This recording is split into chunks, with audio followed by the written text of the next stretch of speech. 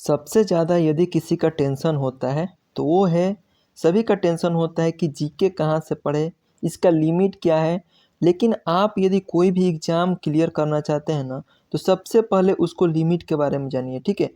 और जीके एक ऐसा सब्जेक्ट है, इसका कोई लिमिट ही नहीं होता है। लेकिन मैं आज बताने वाले हैं कि बिहार डीएलएड 2025 में एंट्रेंस एग्ज़ाम देने वाले हैं ना, तो आप बिल्कुल सही एकदम 20 में 20 मार्क्स स्कोर करके आएंगे जीके में।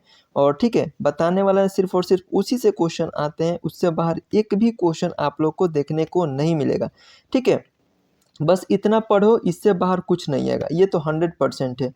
इसके बाद से ये सवाल आपके मन में आ रहा है कि हम जीके के क्वेश्चन को क्या प्रीवियस ईयर जितना भी क्वेश्चन है लगा लेते हैं तो क्या मेरा 20 में 20 नंबर आ जाएगा, ये आप लोग का सवाल है, ठीक है। तो इसकी वीडियो में हम बात करेंगे पूरा डिटेल में। वीडियो स्टार्ट करने से पहले चैनल पर नए तो सब्सक्राइब जरूर कर लीजिए, क्योंकि आप सबको बहुत ज़्यादा हेल्प मिलने वाला है।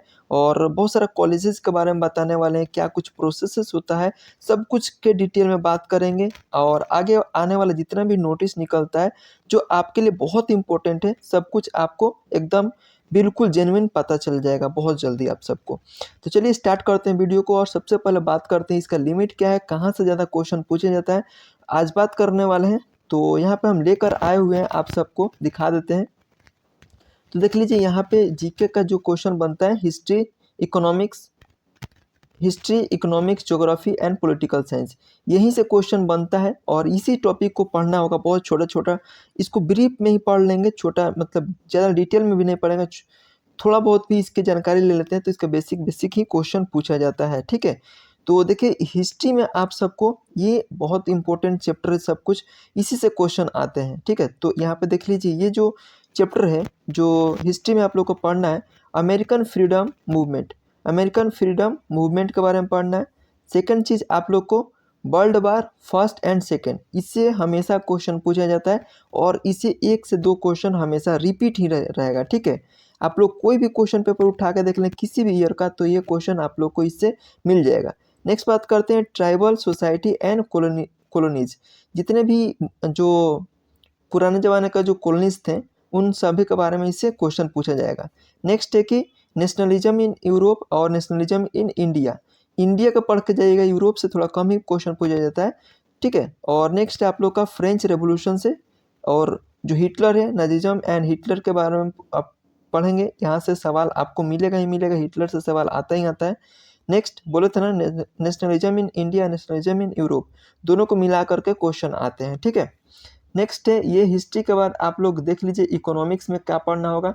सबसे इम्पोर्टेंट जो सवाल है, अभी जो बजट पास हुआ है, बजट पे चर्चा हुआ था, वो आप लोग एक बार देख लेंगे। इसके अलावा ये जो टॉपिक्स है इसके बारे में पढ़ेंगे, ठीक है। इकोनॉमिक डेवलपमेंट एंड प्लानिंग, ये बहुत इंपॉर्टेंट चैप्टर है। नेक्स्ट है, इससे सवाल थोड़ा सा कम आता है, इकोनॉमी एंड लेवलीहुड से थोड़ा कम सवाल आएंगे, इसको नहीं भी थोड़ा देखेंगे तो काम चल जाएगा।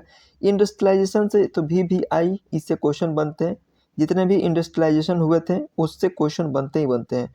नेक्स्ट है पॉपुलेशन स्टडीज, ठीक है, ये इसका फार्मूला आता है, वो देख लेंगे। तो यहाँ से आप लोग को डायरेक्ट क्वेश्चन आता है, फार्मूला डायरेक्ट पूछा जाता है, वही आप लोग को टिक कर देना होगा। नेक्स्ट है ज्योग्राफी में, देख लीजिए ज्योग्राफी में आप सबको क्या पढ़ना है, बहुत ही कम चैप्टर पढ़ना है।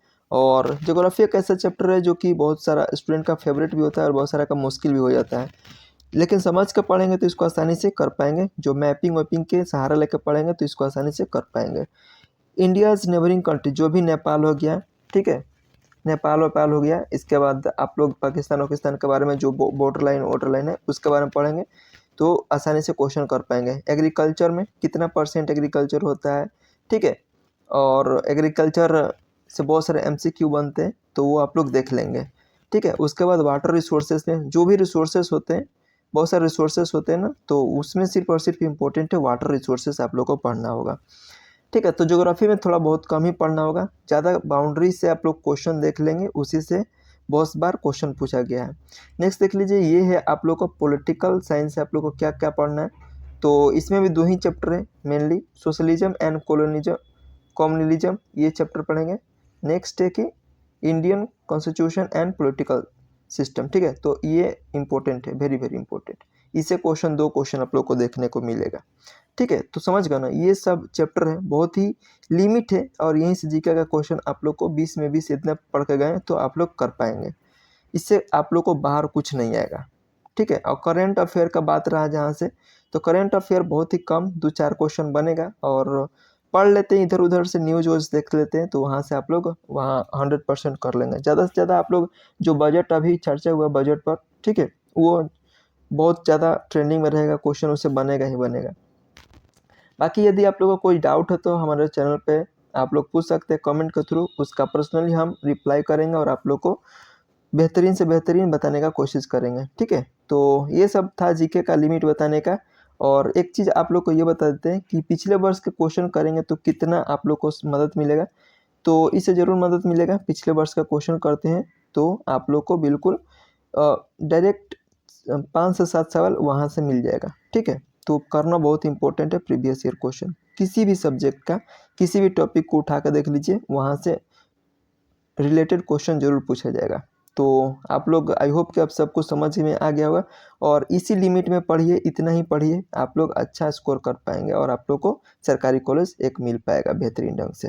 बाकी कुछ भी और डाउट होता है तो हमारे कमेंट में पूछ सकते हैं, मैं आप सबको 100% रिप्लाई करूँगा।